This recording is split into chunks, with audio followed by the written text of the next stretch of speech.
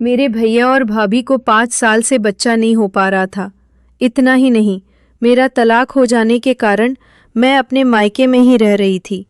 कुछ दिनों से मेरे भाई की नज़र मुझ पर पड़ रही थी कि उसने मुझे रात में भाभी सोचकर एक नहीं बल्कि कई रातें भाभी समझकर मेरी पिच पर लगातार मैच खेले। बात वहाँ से शुरू होती है। दोस्तों, आज की इस कहानी में आपका स्वागत है। मेरा नाम रोही है और मैं तलाकशुदा हूँ। 1 साल पहले मेरी शादी हुई थी, लेकिन मेरी शादी 1 साल भी नहीं टिक पाई। मेरी कमज़ोरी का फ़ायदा मेरे भाई ने इस तरह उठाएगा, इसका मुझे अंदाज़ा नहीं था। अब मैं अपने मायके में रह रही थी। मायके में एक एक दिन मेरे लिए भारी हो रहा था, क्योंकि माँ, पिताजी और भाई का मुझे ताने मारना दिन ब दिन बढ़ता जा रहा था। उन्हें लगता था कि मैं ऐसे घर पर पड़ी रहूंगी तो भाई का दूसरा विवाह नहीं हो पाएगा। वे मुझे लगातार कहीं और चले जाने के लिए कहते रहते थे। मेरी मजबूरी थी, इसलिए मैं उनकी बातें सुनती रहती थी, क्योंकि मैंने अपनी मर्जी से लव मैरिज की थी और वो 1 साल भी नहीं टिक पाई थी। एक दिन मुझे मेरे चचेरे भाई मोहन का फ़ोन आया। मोहन ने मुझे अपने घर बुलाया। उसे भी पता था कि उसके मामा मामी का स्वभाव कितना क्रूर है। उसने कहा, दीदी आप हमारे घर आ जाओ, यहाँ आपको सुकून मिलेगा। मैंने अपना शादीशुदा जीवन बचाने की बहुत कोशिश की थी, लेकिन मेरा पति कान का कच्चा था। उसके घरवालों ने उसके मन में मेरे बारे में गलत बातें भर दी थी। उन बातों को सुनकर उसने मुझे तलाक दे दिया। मेरी शादी 25 साल की उम्र में हुई थी और 25 साल की उम्र में तलाक भी हो गया था। खैर, मैं उन सब बातों को बार बार याद नहीं करना चाहती थी, इसलिए जब मोहन ने मुझे फ़ोन करके अपने घर बुलाया तो उस रात मैंने निर्णय लिया कि मैं अब और अपने मायके में नहीं रहूँगी। इसलिए मैं अपना सामान समेटी और तुरंत बस में बैठकर उसके घर जाने के लिए निकल पड़ी। वैसे भी माँ बाप मुझे घर में नहीं चाहते थे, इसलिए कुछ दिन में मेरा मूड बदल जाएगा, यही सोचकर मैं मोहन के घर चली गई।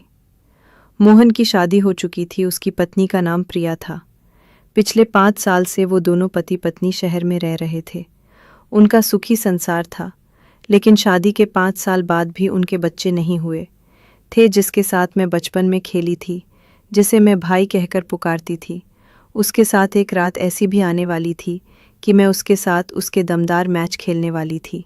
ये विचार मैंने कभी सपने में भी नहीं सोची थी। मोहन और उसकी पत्नी ने मेरा स्वागत बहुत खुशी से किया था, जैसे तिरस्कार मुझे अपने सगे घर वालों से मिला था। वो तिरस्कार मुझे मोहन के घर पर बिल्कुल नहीं मिला था। वहाँ तो भाभी मेरी बहुत खातिरदारी कर रही थी। मुझे क्या चाहिए क्या नहीं, वो देख सुन रही थी। उस खुशहाल माहौल में रहना मुझे भी अच्छा लग रहा था। देखते देखते मोहन के घर आए। मुझे 5 दिन हो गए थे। इन 5 दिनों में मैंने उन दोनों पति पत्नी के बीच एक बार भी झगड़ा होते नहीं देखी, लेकिन अब मेरी वजह से उनके घर में झगड़ा ना हो, इसलिए मैंने मोहन से कहा कि अब मुझे अपने घर के लिए निकलना चाहिए। शायद आप लोगों को भी मेरी वजह से समय नहीं मिल पा रहा होगा।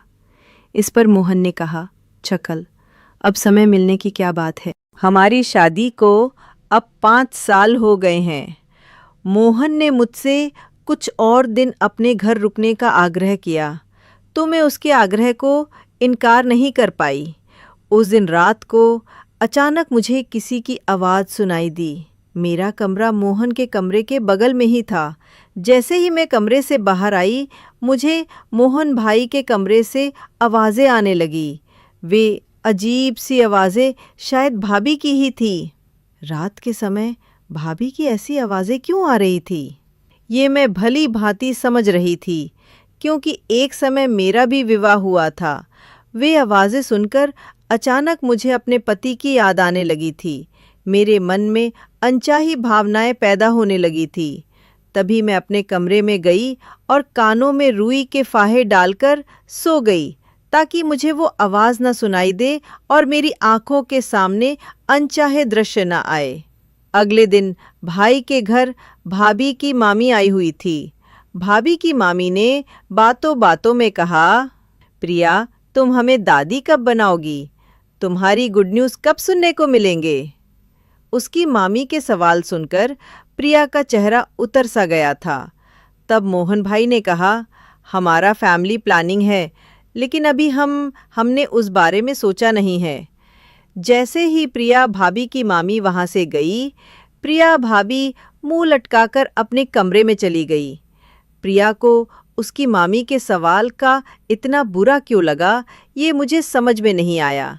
प्रिया मुझे बहुत उदास दिख रही थी, इसलिए मैं उसके पीछे पीछे उसके कमरे में गई। वहां मैंने उसे रोते हुए देखी।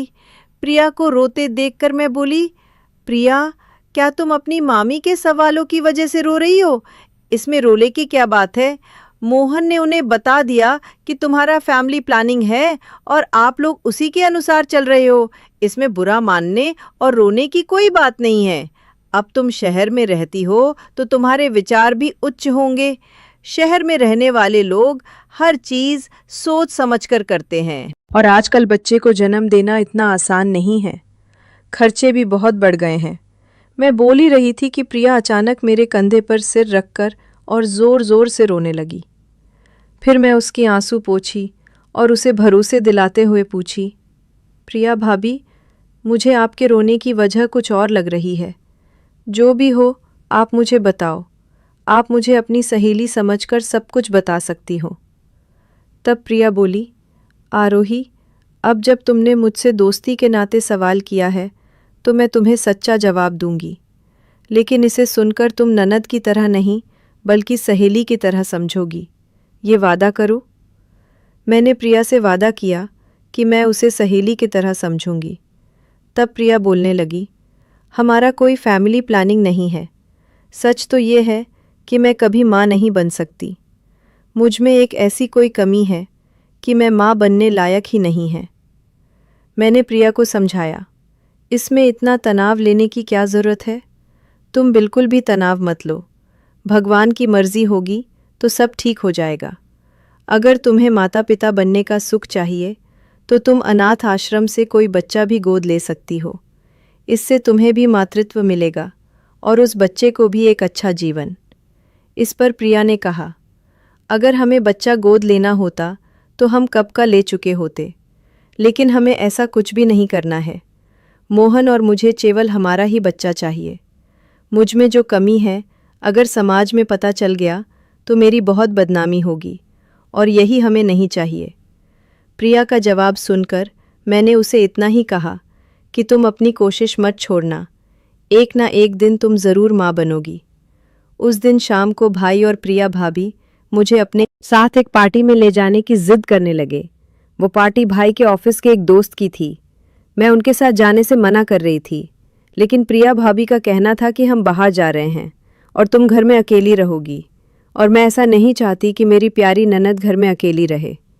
प्रिया भाभी ने मुझसे इतना आग्रह किया कि मुझे तैयार होकर उनके साथ जाना ही पड़ा। जब मैं तैयार होकर अपने कमरे से बाहर आई तो पहले भाई ने मेरी तारीफ की। भाई बोला, हैप्पी, आरोही, तुम बहुत सुंदर लग रही हो। कई दिनों के बाद मैं इस तरह से तैयार हुई थी। भाई के बाद प्रिया ने भी मेरी तारीफ की। थोड़ी ही देर में हम उस पार्टी में पहुंच गए। पार्टी में पहुंचने के बाद भाई को जानने वाले कोई न कोई आकर प्रिया भाभी से यही सवाल कर रहे थे कि आप गुड न्यूज़ कब दे रही हैं। प्रिया भाभी हर किसी के सवाल पर चुपचाप सिर हिला रही थी। जब मैं पार्टी से घर आई तो अपने कमरे में चली गई कपड़े बदलकर। मैं पानी पीने के लिए रसोई में जाने लगी, तभी भाई और प्रिया भाभी के कमरे से उनके झगड़े की आवाज़ें आने लगी। प्रिया भाभी भाई से कह रही थी कि बच्चे होने के इलाज से मैं तंग आ चुकी हूँ, ऊपर से लोगों के सवाल। इतना कहकर प्रिया भाभी रोने लगी। दोपहर में ही मैंने प्रिया को इस बारे में समझाया था। अब बार बार उन्हीं बातों को दोहराना मुझे भी सही नहीं लगा, इसलिए मैं वहाँ से चली गई और रसोई में जाकर पानी लेकर सीधे अपने कमरे में चली गई। कमरे में आकर मैं किताब पढ़ने बैठ गई थी। तभी प्रिया भाभी मेरे कमरे में आई। वो मुझे थोड़ा अजीब नज़रों से देख रही थी। मैंने उनसे कहा, प्रिया भाभी, अगर आप कुछ कहना चाहती हो तो यहाँ आकर बैठो। वैसे भी मैं अभी 1 घंटे तक सोने वाली नहीं हूँ। मैं आपसे बातें करने के लिए तैयार हूँ। फिर वो मेरे पास आकर बैठ गई। हमें पार्टी से घर आए 2 घंटा हो गया था, लेकिन प्रिया ने अभी तक अपने कपड़े नहीं बदली थी। प्रिया भाभी मेरा हाथ पकड़कर बोली, तू मुझे इतने प्यार से प्रिया कहती है और आज दोपहर तूने मेरे साथ एक नई दोस्ती का रिश्ता जोड़ा है। उस दोस्ती के लिए तू मेरे लिए एक काम करेगी? मैं सहज से हाँ बोली, जिस पर वो बोली, अभी ठीक से सोच लो और मुझसे वादा कर कि तुम मुझे मना नहीं करेगी। वो मुझसे क्या मांगने वाली थी ये तो मुझे पता था। या तो वो मुझे शॉपिंग पर चलने के लिए कहेगी या फिर अपने कुछ मुद्दे मुझसे शेयर करेगी। यही सोचकर मैंने तुरंत प्रिया भाभी से वादा कर लिया। मैंने कहा, भाभी तुम जो कहोगी मैं करने को तैयार हूँ। तब प्रिया भाभी बोली, आरोही मुझे माँ बनना है। उनकी बात सुनकर मैं हंस पड़ी और बोली, हाँ तुम एक न एक दिन ज़रूर माँ बनोगी। मुझे पहले से ही पता था कि प्रिया भाभी इस टॉपिक पर मुझसे चर्चा करने वाली है। मैं आगे कुछ बोलती तभी प्रिया भाभी ने कहा, आरोही पहले मेरी पूरी बात सुन लो। मुझे माँ बनना है लेकिन तुम्हारे माध्यम से। मैं तुरंत प्रिया भाभी से बोली, मेरे माध्यम से इसका क्या मतलब? मैंने उनसे उल्टा सवाल कर दी, जिस पर वो बोली, अब तूने मुझे वादा किया है तो तुम मुझे मना नहीं कर सकती फिर? प्रिया भाभी कहने लगी, आरोही पिछले 6 सालों से मैं माँ बनने के लिए तड़प रही हूँ। अब तक हमने अस्पताल में लाखों रुपए खर्च कर दिए हैं। न जाने इंजेक्शन और दवाएं मैंने ली हैं, लेकिन मुझे किसी का कोई फ़ायदा नहीं हुआ। मेरी इच्छा कि मेरे और मोहन का बच्चा तेरे पेट में पल जाए, मोहन और तुम्हारा बच्चा मेरे पेट में। मैंने पूछा तो मेरी बात सुनकर वो प्रिया भाभी बोली, इसका मतलब ये है कि जब तक तुम गर्भवती नहीं हो जाती तब तक तुम कुछ रातें मोहन के साथ बताओगी। कि प्रिया भाभी की बात सुनकर मेरे पैरों तले ज़मीन खिसक गई। जिसके साथ मैं बचपन में खेली थी, जिसे कल तक मैं भैया कहकर पुकारती थी, आज उसकी पत्नी मुझे उसके साथ रातें बिताने के लिए कह रही थी। मैंने प्रिया भाभी से, आप होश में तो हैं? आपको समझ में आ रहा है कि आप क्या बोल रही हैं? इस पर वो बोली, हाँ मैंने ये सब सोच समझ कर ही कहा है। तुम्हें ये काम मुफ्त में नहीं करना होगा। उस दिन प्रिया भाभी ने मुझसे कहा, मोहन और मैं तुम्हें 9 लाख रुपए देंगे और एक घर भी दिलाएंगे। हमें पता है कि तुम्हारे मम्मी पापा और तुम्हारे भाई तुम्हें किस तरह परेशान करते हैं। भाभी की इस बात ने मुझे सोचने पर मजबूर कर दिया। मुझे अपना खुद का ब्यूटी पार्लर खोलना था ताकि मैं खुद कमा सकूं और अपना जीवन खुशी से जी सकूं। मैं ज़्यादा दिन अपने माता पिता के सहारे नहीं रह सकती थी। मैंने उनके पास से 1 लाख लेकर एक छोटा सा पार्लर कोर्स करी थी, लेकिन बड़े पार्लर के लिए प्रोफेशनल कोर्स करना ज़रूरी था। इन पैसों से मैं एक अच्छा और महंगा प्रोफेशनल कोर्स कर सकती थी। इतना ही नहीं, मैं अपना बड़ा पार्लर भी खोल सकती थी, जिससे मेरी अच्छी कमाई शुरू हो जाती। आखिरकार मैं भाभी की दी हुई पेशकश को मान लिया और उनके बच्चे को जन्म देने के लिए तैयार हो गई। लेकिन मैं भाभी से पूछी, क्या इन सभी चीज़ों के बारे में भैया को भी पता है? तब भाभी ने कहा, तुम्हारा भैया भी इसके लिए तैयार है, और हाँ, आज के बाद उसे भैया मत कहना, उन्हें मोहन कहकर बुलाना। फिर वो मुझे भैया के कमरे में ले गई। मुझे देखकर भैया खड़ा हो गया। भाभी ने उसे देखकर हाँ में सिर हिलाया। फिर भैया ने मुझसे पूछा, आरोही क्या तुम सच में तैयार हो? मैंने जवाब दिया, हाँ भाई। तभी भाभी ने तुरंत कहा, अब भाई नहीं, केवल मोहन। बोलो। भाभी और भाई को उनका बच्चा चाहिए था। भाभी ने माँ बनने के लिए बड़ा त्याग करने का फैसला किया था। मेरी उम्र अभी 25 साल हो चुकी थी और मुझे नहीं पता था कि मैं आगे शादी करूंगी या नहीं। अगर मैं किसी की मदद कर सकती थी तो मुझे इससे इनकार क्यों करना चाहिए? वैसे भी मोहन मेरा फुफेर भाई था और वो मुझसे बड़ा था, इसलिए हमारी शादी नहीं हो सकती थी। बचपन से हमारा सिर्फ भाई बहन का रिश्ता था। लेकिन मैंने सब भूलने का फैसला किया। मुझे अपने काम का पैसा और मेरा हक का घर मिलने वाला था, जिससे भविष्य में मुझे किसी के सामने हाथ फैलाने की ज़रूरत नहीं होगी। मैं पक्का इरादा कर ली थी कि मैं अपने माता पिता के पास नहीं जाऊंगी। कुछ ही महीनों में मेरे माता पिता ने मेरा जीना मुश्किल कर दिया था। मैं अपने विचारों में खोई हुई थी, तभी अचानक भाभी की आवाज़ सुनाई दी। उन्होंने कहा, अभी हम बाहर पार्टी से आए हैं, तुम भी थकी होगी, इसलिए आज आराम कर लो। हमने जो कुछ भी तय किया है उसकी शुरुआत कल से होगी। मैंने हाँ में सिर हिलाया और अपने कमरे में चली गई। समय जल्दी बीत गया और अगला दिन आ गया। रात में खाना खाने के बाद मैं अपने कमरे में चली गई। कुछ ही देर में भाभी मेरे कमरे में आई। उनके हाथ में एक नाइट गाउन था। भाभी ने मुझे जो नाइट गाउन पहनने के लिए दिया था वो काफ़ी बोल्ड था। भाभी ने कहा, मोहन मेरे सिवा किसी और लड़की की तरफ नहीं देखता है, लेकिन अब वो जो कुछ भी करेगा वो हमारी दोनों की सहमति से ही करेगा। मुझे पता है कि वो तुम्हारे पास आने में कितना हिचकिया रहा है। तुम्हें इस बोल्ड नाइट गाउन में देखकर उसकी झिंझक दूर हो जाएगी, इसलिए मैं तुम्हें ये कपड़े दे रही हूँ। तुम्हें इन कपड़ों में देखकर वो तुम्हारी तरफ आकर्षित होगा। भाभी के कहे अनुसार मैंने वो हॉट गाउन पहन लिया। उनके कमरे में जाने से पहले भाभी ने कहा, याद रखना, ये सिर्फ एक डील है। इस डील के अलावा कोई और विचार मन में मत लाना। उस वक्त मैं केवल अपने भविष्य के बारे में सोचकर मोहन के पास जा रही थी। मैंने हमें सिर हिलाया और भाभी के साथ उनके कमरे में चली गई। मोहन अपने कमरे में कहीं नहीं दिखा। वो हॉल में भी नहीं था। भाभी ने उसे उसके कमरे में आवाज़ लगाई, तब वो बाथरूम में था। फिर भाभी ने कहा, आरोही कमरे में आ गई है। इस पर मोहन ने कहा, मैं फ्रेश होकर आता हूँ, लेकिन जब तक मैं बाहर आऊँ कमरे की लाइट बंद कर देना। भाभी को उसकी बात समझ आ गई थी। शायद वो सामने आने में झिझक रहा था। भाभी कमरे से बाहर चली गई और मैंने कमरे की लाइट बंद कर दी। फिर मैं जाकर बिस्तर पर बैठ गई। मोहन बाथरूम से बाहर आया और मेरे पास आकर बैठ गया। उस वक्त मेरे मुंह से एक भी शब्द नहीं निकल रहा था और ना ही मोहन कुछ बोल रहा था। फिर उसने अचानक मेरे गले में हाथ डाला और उसके बाद जो कुछ हुआ उसकी मैंने कभी कल्पना भी नहीं की थी। मुझे वो सब बिल्कुल भी अच्छा नहीं लग रहा था, लेकिन तब मैंने ये बात ध्यान में रखी कि ये सिर्फ एक डील है। अगर मुझे अपना भविष्य सुखमय बनाना है, ये चीज़ें मुझे करनी ही होंगी और ये दर्द झेलना ही पड़ेगा। वैसे भी मैं तो एक जोड़े को माता पिता बनने का सुख तो दे ही रही थी। जैसे मैं ये रात मोहन के साथ बिताई थी, वैसे ही जब तक मुझे गर्भावस्था के लक्षण महसूस नहीं हुए, तब तक मैं हर रात ही मोहन के साथ बिताने लगी थी। अब तो मैं खुद ही कमरे में अंधेरा कर देती थी, क्योंकि मोहन को भी यही चाहिए था। देखते ही देखते पूरे 1 महीने बाद मुझे गर्भावस्था के लक्षण में महसूस होने लगे।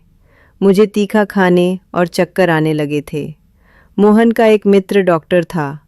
मोहन मुझे चेकअप के लिए अपने दोस्त के अस्पताल में ले गया। डॉक्टर ने मुझे गर्भवती होने की खुशखबरी सुनाई, जिससे मोहन और प्रिया भाभी के चेहरे पर खुशी देखते ही बन रही थी। मैं भी उनकी खुशी में शामिल थी। अब भाभी और मोहन पहले से ज़्यादा मेरी देखभाल करने लगे थे। मोहन की मेरे प्रति चिंता बहुत बढ़ गई थी। उसने सभी रिश्तेदार को बताया कि भाभी गर्भवती हैं।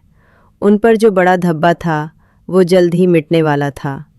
वे भले ही अपने पत्नी के बच्चे होने का बहाना बना रहे थे, लेकिन गांव में कुछ महिलाएं भाभी को बांझ कहने लगी थी। जल्दी में उनके हाथ में उनका बच्चा देकर उन्हें इन तानों से मुक्ति दिलाने वाली थी। शहर में उनके घर ज़्यादा रिश्तेदार नहीं आते थे। जो भी आता मोहन उसे फ़ोन पर ही टाल देता। अब तो मोहन ऑफिस जाते समय घर को बाहर से लॉक कर देता था, ताकि कोई घर पर आ भी जाए तो ताला देखकर वापस लौट जाए। ऐसा करने से मैं किसी के सामने नहीं आ सकती थी और भाभी का पेट दिखने का सवाल ही नहीं उठता था, जिससे उन्हें किसी के सवालों का सामना नहीं करना पड़ता था। कभी कभी भाभी बाहर कुछ खरीदने जाती थी।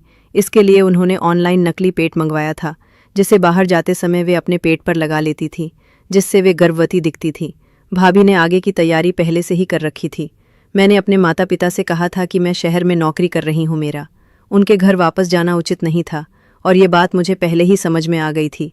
पहले 4 महीने डॉक्टर ने बहुत ध्यान रखने की सलाह दी थी। धीरे धीरे 5वां महीना भी बीत गया और छठा